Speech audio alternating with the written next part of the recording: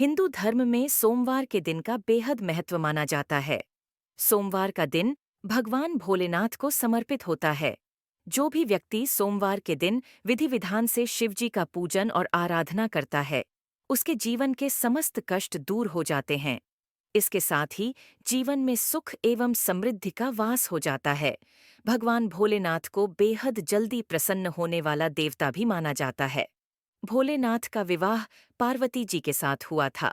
इसके लिए पार्वती जी ने सैकड़ों वर्षों तक कठिन तप किया था।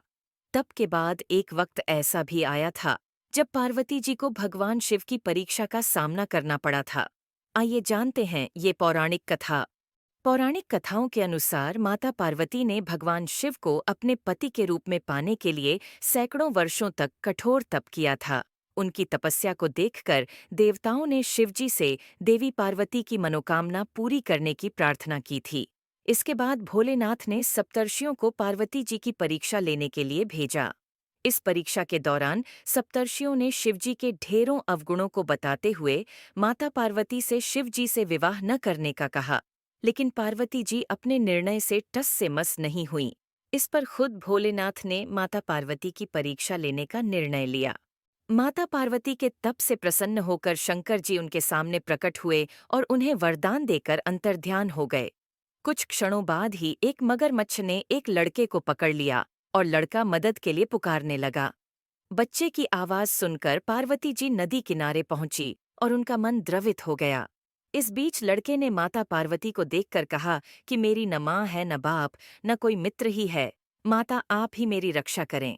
इस पर पार्वती जी ने मगरमच्छ से कहा कि ग्राह इस लड़के को छोड़ दें।